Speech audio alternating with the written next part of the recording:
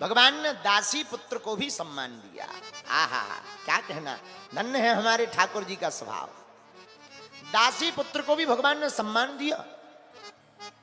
विदुर को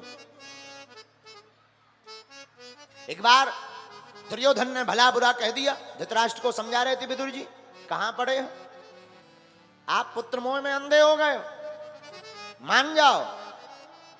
दुर्योधन ने सुना, डांट करके विदुर जी को भगा दिया। तुम दासी पुत्र हो, अब दोबारा आज के बाद अगर तुम राजभवन में दिखे तो ठीक नहीं होगा। विदुर जी ने सोचा जले जाना ही उचित है।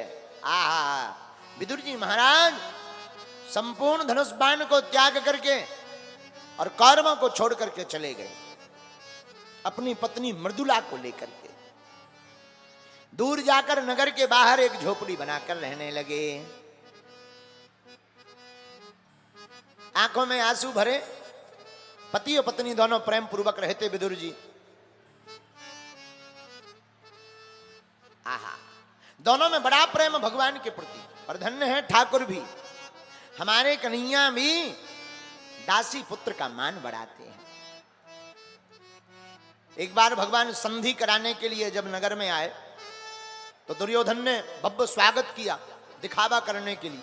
मन में तो कुछ और था, दिखावा करना था। उसने जगह जगह सजावट करवाई, स्वागत है स्वागत है, द्वारकाधीश का स्वागत है, फूल माला, जगह जगह नगर नारी लोग बाग लगा दिए स्वागत के लिए, दास दासियां लगा दी।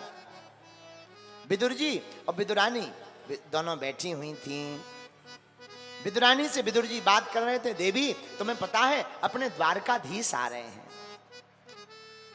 विदुरानी बोली दर्शन तो हमें भी करना है, लेकिन लाखों लोग होंगे, उनमें क्या पता हमें दर्शन हो पाएंगे कि नहीं हो पाएंगे, क्या ठिकाना भगवान को हम देख पाएंगे कि नहीं देख पाएंगे।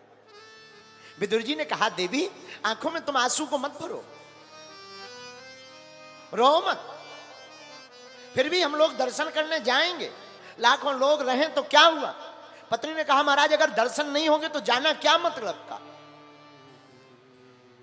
किस कारण से जावे। विदुर कहते हैं देवी चिंता मत करो, हम लोग जाएंगे, लाखों लोगों के बीच में खड़े होंगे, हमें भले ही भगवान के दर्शन नहीं होंगे पर भगवान तो हम दोनों को देख लेंगे। हमें दर्शन हो ना हो पर भगवान तो हमें देख। बात बहुत अच्छी है। एक बार एक अंधा आदमी एक मंदिर गया, उस अंधे आदमी के मालिक ने कहा तुम अंधे आदमी हो, मंदिर में जाके क्या करोगे, यहीं रहो, हम वापस आएंगे फिर तुम्हें मिल लेंगे। अंधे हो, दिखाई तुम्हें पड़ता नहीं, मंदिर क्या देखोगे, मूर्ति क्या देखोगे, भगवान कपड़े क्या पहने, ये क्या देखोगे तुम। अंधे आदमी ने बड़ा प्यारा जवाब दिया, बोले श्रीमान हम तो जाएंगे मंदिर, हम भले ही भगवान को ना देख पाए तो क्या हुआ, भगवान तो हमको देख ही लेंगे। आहा, भगवान संधि कराने आए लाखों लोगों में, तुम चिंता मत करो देवी चलो। विदुर विदुरानी लाखों लोगों की भीड़ में खड़े हो गए, जगह जगह भगवान का ठाकुर जी जब द्वारकाधीश उस नगर में आए, दुर्योधन ने जगह जगह स्वागत के लिए पंडाल लगाए हैं, फूल माला बरसा रहे, जय जयकार कर रहे, द्वारकाधीश भगवान की जय जयकार हो रहा। आहा, साहब कोई अक्षत फेंक रहा, कोई चावल फेंक रहा, कोई पुष्प डाल रहा, कोई पुष्पमाला डाल रहा। विदुर विदुरानी कोने में एक ऊंट में खड़े हुए हैं, आंखों में आंसू भर करके दोनों हाथ जोड़कर खड़े। इतने लोग हैं, क्या पता गोविंद की नजर हम पर पड़ेगी कि नहीं पड़ेगी। भगवान को तो सब पता ही था ना, ठाकुर जी तो सब जानते ही थे कि ये जो वैभव है, ये जो स्वागत वाले लोग हैं, सबके सब कपटी लोग हैं। क्या ये तो राजा के कहने पर स्वागत कर रहे हैं, दुर्योधन के कहने पर। दुर्योधन के दिल में तो कुछ और है, मजबूरी में स्वागत कर रहा है। तो लाखों लोगों की भीड़ में हमारे गोविंद की नजर तो विदुर विदुरानी को ढूंढ रही थी।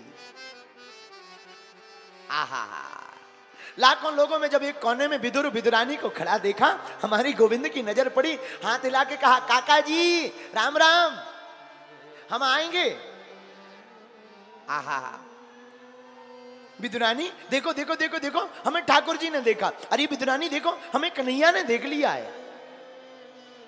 हाँ, देख तो लिया है। बड़े प्रेम पूर्वक श्री विदुरानी जी, आहा, विदुर जी कहते देवी तुम घर जाओ, हम जरा देखकर आते हैं कि क्या माजरा होता है। विदुर जी भगवान के पीछे पीछे चल दिए भीड़ में।